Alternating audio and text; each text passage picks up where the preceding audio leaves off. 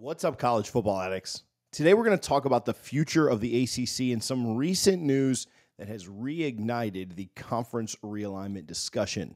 Now, back in December, when FSU announced that they were suing the ACC, most fans expected Clemson and North Carolina to quickly file their own respective lawsuits. But here we are, close to 3 months later, and those schools haven't filed yet. So today, let's talk about the latest news for these two programs and fill you in on what exactly they've been up to. Before we start, do me a favor and hit that subscribe button. We've got a lot more epic ACC and Big Ten, SEC conference realignment videos coming in the pipeline. Maybe even include the Big 12 in that a little bit. So make sure that you're part of the channel and you don't miss any of it. Now, recently, Yahoo Sports' Ross Dellinger wrote an article about the ongoing negotiations with the new college football playoff. We've done several videos on this already, and so check those out if you haven't. But even more importantly, buried in that article were two new juicy details that I think some people overlooked. The first detail was that the attorneys for Clemson have spent the last several months gearing up for legal action of their own. This is important because, to the best of my knowledge, this is the first time any major media source has confirmed that Clemson is going to sue the ACC. Now, this isn't exactly shocking news. I wouldn't call this breaking news. In fact, we told you that this was coming back in December and then again in January, but the major media sources have, up until now, mostly avoided talking about it because probably Clemson sources asked them to not put it out there publicly.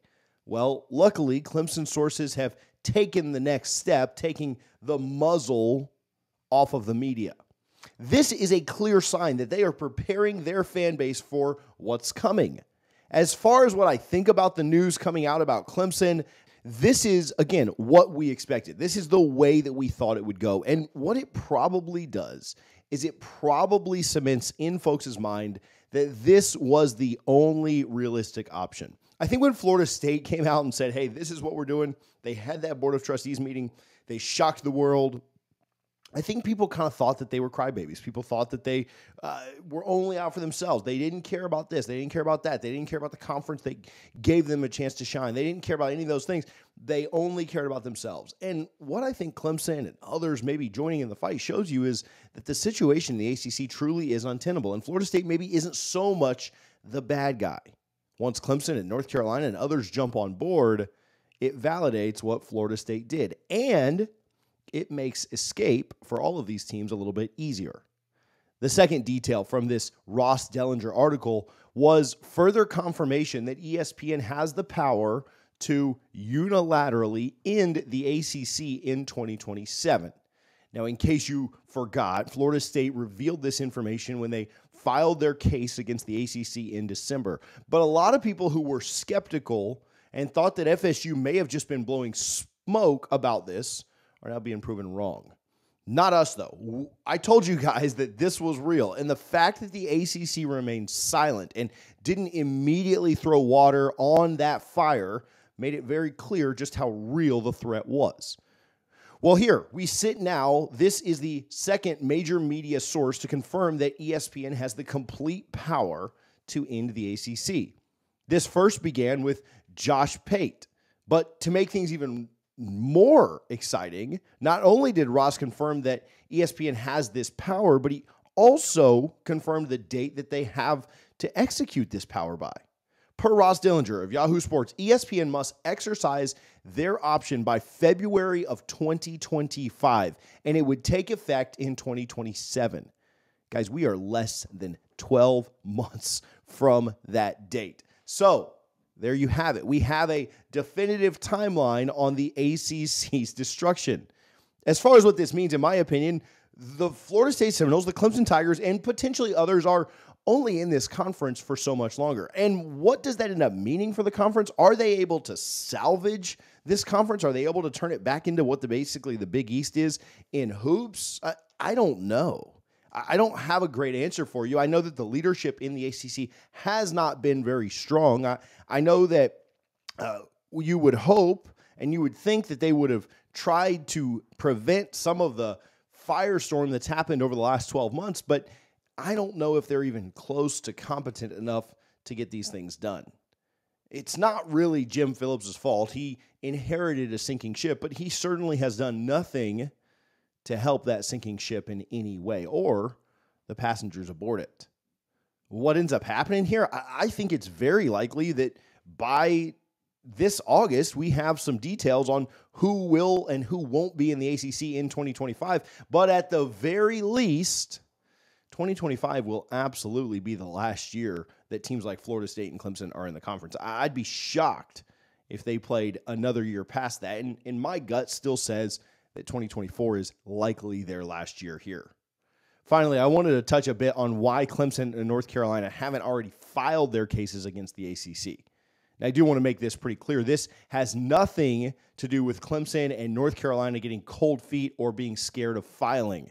If you remember, back in February and March of 2023, our other channel where we'd done some content was one of the first sites to break the news that multiple teams were discussing how to leave the ACC.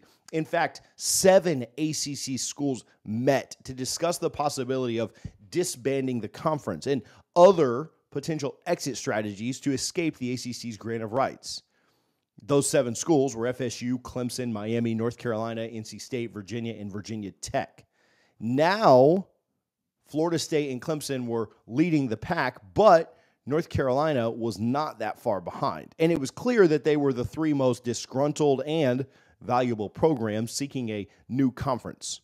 Well, it's become our belief that Clemson and North Carolina strategically avoided filing so that they could continue to be part of all of the internal discussions that Florida State has been cut out of.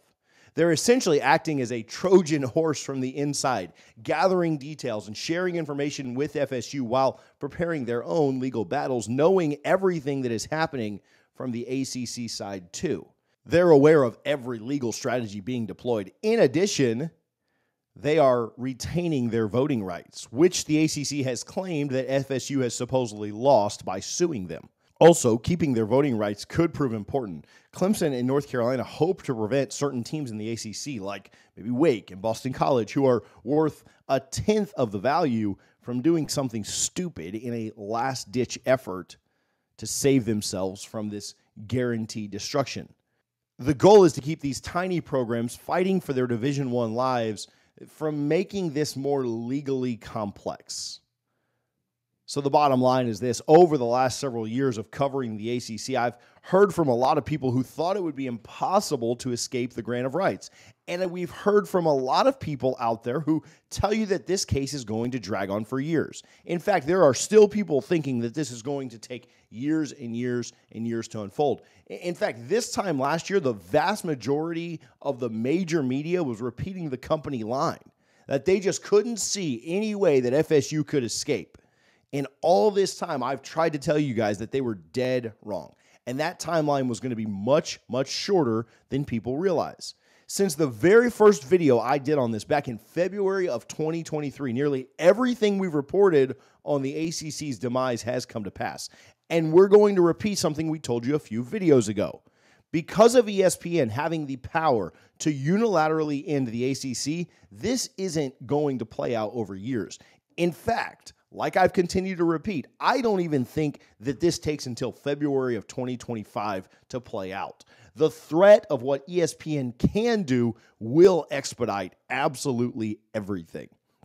I expect FSU to announce prior to August 15th of 2024 and be out for the 2025 season. And I expect that North Carolina and Clemson will join them shortly thereafter, joining their respective conferences for the 2026 season. We'll see how all of this plays out. I appreciate the loyal Conference Realignment fans that we have here on the channel. Let me know your thoughts. Let me know about these latest updates, what you think there. And of course, make sure that you are subscribed so you don't miss any of this content on college football addiction.